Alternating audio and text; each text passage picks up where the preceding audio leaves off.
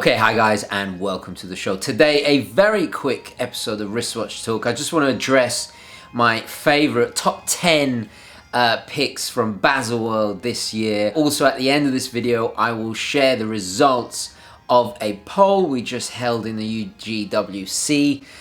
So that will be very interesting to see what you guys really like. But I thought I'd share my favorites so far. I've been delaying this video a little bit because I kind of wanted some of the new releases. I wanted to, sleep on it, so to speak. Now, of course, before I get into this video, I've got to do wristwatch check. It is, of course, Seiko Saturday. So in honor of Seiko Saturday, rather predictably, I'm wearing my little flighty. It's a watch that is very dear to my heart, so it was the obvious choice. I will be doing a giveaway, a few prizes for Seiko Saturday this week, so stay tuned for that. Let's roll the intro and get into today's video. Baby,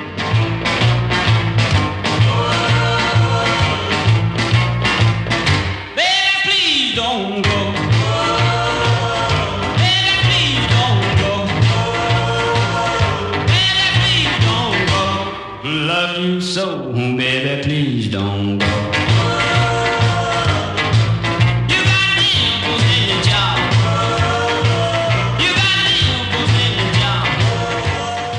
So we'll start at number 10. Now I'll go through my top 10 quite briefly. I don't want to spend hours on this, and then I'll focus a little bit more on my top 3. This is my favorites, of course. So if you have yours, please do share your top 10 in the comments below.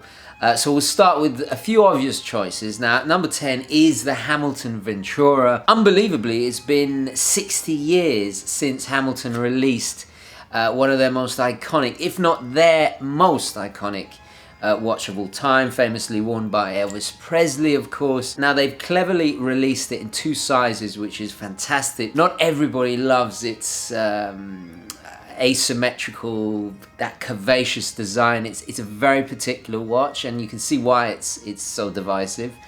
I think it's very, very cool. Certainly not to everybody's taste. In fact, I don't think it would suit me, even though I do like the piece. It reminds you of the wings of a Cadillac of the 1950s. Very indicative of its age.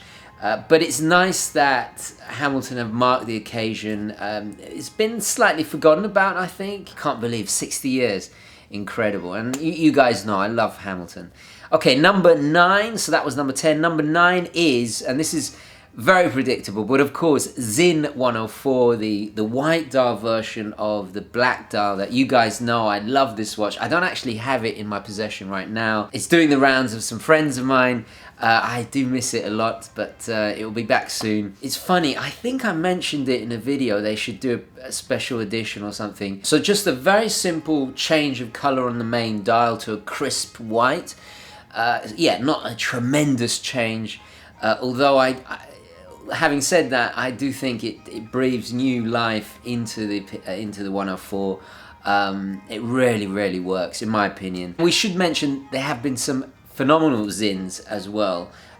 Most notably the Sinn 240 with high and low tide indicator complication. Very cool. So that was number 9. Number 8, let me just find my notes here. My number 8 has got to be the Longines 1945. It's a re-release of one of their heritage pieces from, well, 1945, as the name suggests. Incredibly elegant, very simple, very minimalist.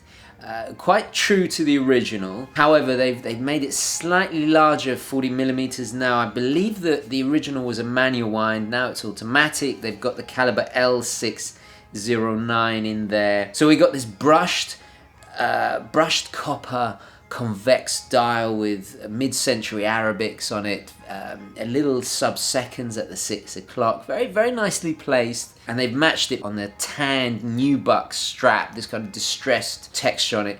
Gorgeous, very elegant. Not the most involved of designs, but it's just so nice. Longines have an incredible history, so it's nice to see another heritage piece make a comeback. Right, so that was number 8. Number 7. The Tag Heuer Ortavia. Is it Ortavia or Ortivia? I can never remember. My dyslexic brain. It's the 02. So this is, again, a re-release of their 1962 classic. The original was 39 millimeters. Unfortunately they've made it 42 millimeters. Yes, I know I complain about big watches all the time. While it is a crowd pleaser, most people would be absolutely fine. It's a shame they didn't stick to the 39 millimeter size. It would have been a little bit more elegant, and I think it would have been more in keeping with that retro mid-century, well, 1960s design. Just a beautiful classic Hoya chronograph. So inside we have the Hoya 02. It's an automatic, rebranded and reworked version of the CH80. It's also got the date there at the 6 o'clock, but it really is very faithful to the original. What more is there to say? It's gorgeous, it's gorgeous. I just wish they made it a little bit smaller, but in a way it's good because then I don't have to buy it. You know. Number 6. Now this is you probably wouldn't expect this coming from me, but you have to recognize its horological significance. The Zenith Defy El Primero 21. This is with the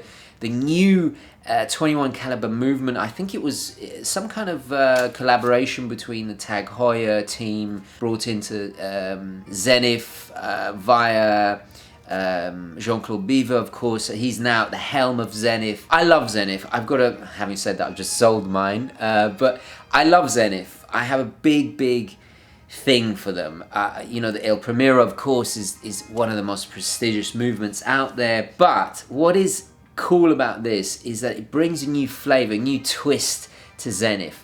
Very much the Beaver-esque sporty case. Unfortunately, it is a 44 millimeter in size, but it has this very contemporary hexagonal, slightly Hublot-esque case. I think it's a breath of fresh air to the Zenith, and I think that's what they need, and that's what Beaver's there for, of course.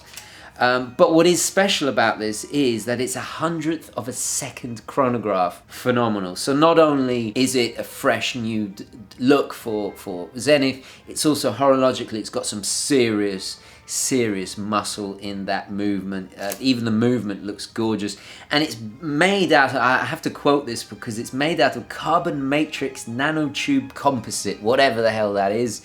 So some futuristic stuff there from Zenith. Gorgeous, gorgeous, gorgeous, gorgeous. Really excited.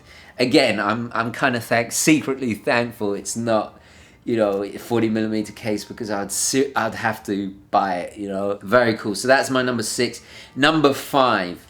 Now this is funny because I didn't predict this. I'm not going to say I told you so, but we did a Seiko review. I can't remember. Was it the SKX or something fairly recently? And I talked about Seiko's heritage going back to the 1965 original, and it is, of course, they've done a re-edition. It's interesting how they phrase this re-edition of the Seiko 62 Mass, which of course pays tribute to the 1965, the reference 6217, which is in many ways the Seiko that really started it all. They've gone to great lengths to keep it very much to the original design. So inside they've plonked the 8L35 automatic movement, which is a thoroughly modern, a higher end Seiko movement. Also they've improved the water resistance to, I think, from 150 meters to 200 meters now. Before it was a 37 millimeters, now it's a 39.9, I believe, which is great because these days, you know, the market's flooded, chock-a-block full of these monstrously oversized dive watches. So I'm very glad they've done that. Even the rubber strap has that hobnail pattern like the original. It's just phenomenal. I love the dial on this.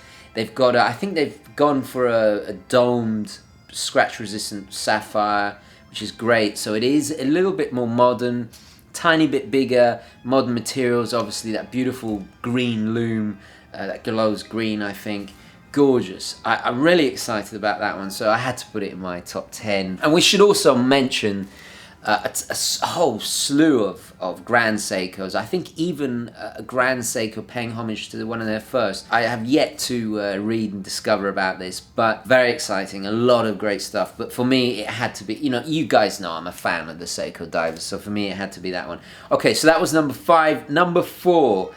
You're gonna roll your eyes at this, but the Breitling Rattrapante chronograph. I mean, what a fantastic complication to add to the Navitimer. It's basically a double chronograph. So you have a second hand superimposed on top of the other one. Very, very cool. I actually saw a video of it in action on the Breitling Instagram. I won't share the video, I don't want to get in trouble with Breitling, but it really is cool. I think it's a fantastic logical evolution for the Navitimer. Unfortunately, it is in the 40, is it 45 or 44? Don't quote me, I don't know yet. It is in the larger size, obviously. I think there's a steel and there's a rose gold. The rose gold, I'm not a massive fan of rose gold, but it really looks gorgeous because it works with this new brownish dial they've gone for. It's funny, I never would have imagined the Rattrapante complication in the Navitimer, but having seen it, it really works. It's a watch made for it. Inside we have the B03 movement, so outstanding. Really, really like that one. You guys know I'm a Navi fan, so I had to put that one in there. Okay, so now let's move into my top 3 and we'll go in a little bit more detail. I'm bringing my iPad, getting awfully technical, even though I hardly know how to use it. Yeah, the Oris Big Crown 1917, as the name suggests, paying homage to a classic pilot's watch from 1917, of course. You guys know I love Oris, independent Swiss brand, kind of entry. It's not luxury, kind of, you know, mid-range, I would say. Now this, unfortunately, it's based on the Sellita, like many Oris watches are, but what just grabs me about this watch is its styling. It's just gorgeous. The face of it, those 1920s numerals, the kind of gothic almost style numerals, those cathedral hands, blued hands, the case with the trench watch style lugs, that onion crown, of course, and they've even done the Oris branding on the logo on the dial in the old school style of lettering, which I just think is a beautiful touch. It's got a ton of vintage charm about it. It just does it for me, and very simple rail track scales on the outer edge of the dial there. Quite minimal, but what is great is they've kept it a 40mm size. As you guys know, pilot watches of that era were massive. I mean, some of them even big as 50mm. So it's nice that they've kept it in a more conservative size, shall we say. And I love how they've presented it in a case with that old school strap. I forget what they're called, but very typical of that era. Now, I was considering putting the Oris Chrono Oris date in there. Unfortunately, they've done away with the chronograph second hand, and they've introduced a date with the timing done by the inner rotating bezel. It's a shame, because for me the Chrono Oris is about that timing second hand. Of course, only my opinion, but for me, Oris, it goes to the 1917. Right, let's move on to next, my number 2 in my top 10. It is the Omega Railmaster 38mm, the Trilogy Edition. Now, this was part of a trinity, shall we say, of watches, gorgeous reissues. So the whole set is a 60th anniversary. The Speedmaster 1957, we had the Seamaster 300, all of them very, very close to the original. They'd even put the faux patinaed loom in there, which is a bit kind of, I wish they'd gone with just a standard loom, because how's the fake, I shouldn't use that word, how's the faux patina gonna age if it's already faux aged? We don't know, because it's it's relatively a new phenomenon. I would have liked them to just put regular loom in there, but anyway, I'm not going to complain too much. But for me, the Railmaster just stands out, mainly due to its elegant minimalist simplicity. It's got a classiness, kind of a little bit, let's say it Rolex Explorer like. So you can see why I like it with the 12, 3, 9, and 6 numerals there. Those stunning big arrow hands. And I'm looking at pics now. The loom is a lovely green. Very, very nice. Inside, they've updated it. We've got the new caliber 8806. which of course has the I think it's anti-magnetic resistance or something like 15,000 Gauss or something along those lines. 55-hour power reserve. So really rock solid movement, and a serious competition for the Black Bay. You know, the Black Bay 36 and the Black Bay 41 now, which is another release. It's interesting. There's no Tudors in my top 10. I was a little bit. I can't lie. Underwhelmed, I guess, by the Tudors. Well, the Tudors might enter if this was the top 20. Let's put it like that. Talking of divers, there's the Omega 300. Oh, gorgeous, gorgeous, gorgeous. Okay, so that was my number 2. What is my number 1? You might be a bit surprised about this, but this absolutely blew my socks off. It really did. It has to be the Rolex Cellini with the moon phase, a return of the moon phase. You guys know I love moon phases, although it's relatively useless complication, unless you're a fisherman. It's just the complication that has a ton of romance. And what I love about the Rolex is it really looks and reminds me of great astrological clocks, like the one at the Prague Clock Tower, the one at Hampton Court Palace, of course.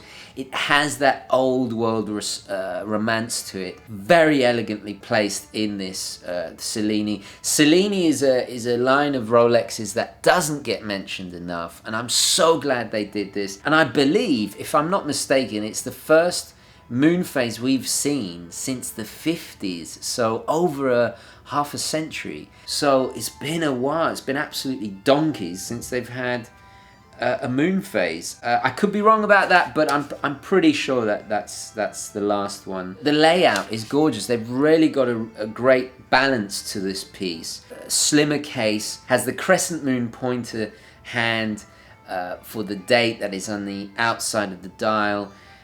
I mean, it is absolute pure class. It just has it's a serious competitor now to Pateks and of the Pateks of this world. What movement does it have? Let's have a look. So it's got the caliber 3195, of course, chronometer certified, all the rest of it, blah blah blah blah blah. Oh, I'm sorry, it is a rose gold. It sometimes is a bit difficult to tell by the pictures. It has a very, very slight fluted bezel running around the very tiny, almost not noticeable. Oh, look at those lance hands, faceted lance hands. It is incredibly elegant, incredibly classy, and this is an unabashed dress watch. You know, finally, I mean, sometimes with the president and the date just, is it a dress watch? Is it, you know, it's a bit sporty, blah, blah, but this is definitely a dress watch. Make no mistake about it.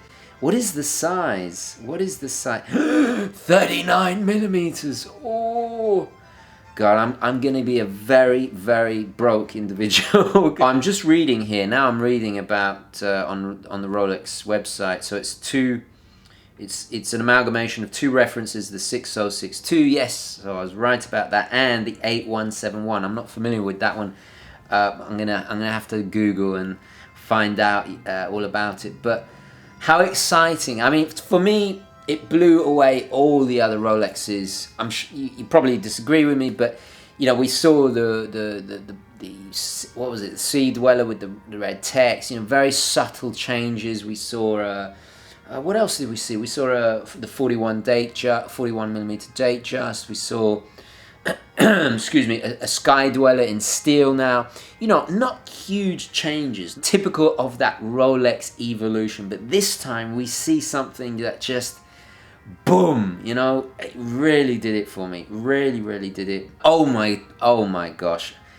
So apparently it's astronomically accurate for 122 years. Can you believe it? My God, is this a new grail for me? Is this a new grail? No, I think the Lange still gets it, but yeah, it is a beautiful piece. Anyway, I'm just going on and on, rabbiting on and drooling over this Rolex, but I'm so glad. The Cellini needed that boost. They definitely did. Anyway, guys, I'm gonna leave it there, but before we go, let's flip around the camera and have a look at the results of a poll to see which were your favorites. So let's just quickly have a look at that. Okay, here we are, guys, in the Facebook group. So the results are in now. I only posted this 16 hours ago. The votes are still incoming. So let's go down to the number 10, which I believe... in 10th position, the Amiga Railmaster. Very nice. Oh, the Brightly Never Timer, only missing out by a few votes. What a shame, because you guys know it's one of my favorites. So 10, we have 10th place, we have the Railmaster from Amiga. Rolex Sea Dweller, the new one with the red text, 43mm at number 9. And number 8, the Grand Seiko. Very, very nice. So what was that? That's 8. 7, we have the Longines Heritage 1945. Fantastic. 6th position, the Tudor Black Bay Chronograph. Very cool indeed. In, what was that? I've totally lost count. In 5th position, the Seiko 62 Mass. Yes, get in there. 4th, Rolex Cellini Moonphase, of course. Very good. I'm glad you guys like it as well. For some reason, I thought nobody else would like it except for me, but I'm glad you guys like it. 3rd position, of course, the Rolex... Sorry, Rolex. Freudian horological slip there, do forgive me. The Amiga Speedmaster Broad Arrow. Wow, it's hard not to love that one. Although I am a little tired of Speedmasters, it is a very lovable one indeed because it's so faithful to the original. 1957, of course, Trilogy Edition. 2nd place, the Tag Heuer Octavia or Tivia, or however you want to say it, 02. Very surprising. I'm glad you guys like it. So number 1, Amiga again with the 38 Railmaster. Well, you guys know I love that one too. So very, very cool. We agree on a lot of watches and we disagree on an equal amount of watches. So yeah, a lot of Amigas in there. So I guess has Amiga, yeah, it looks like Amiga definitely are the heaviest in the top 10. I mean, there was a ton of nominations. But anyway, let's take it back to the studio. So I'm going to leave it there. Please don't forget to add your thoughts, queries, questions, opinions, all the rest of it in the comments below. And of course, your top 10. I'd love to hear which were your favorites, which were your hits, which were your misses. Have you got a new grail perhaps?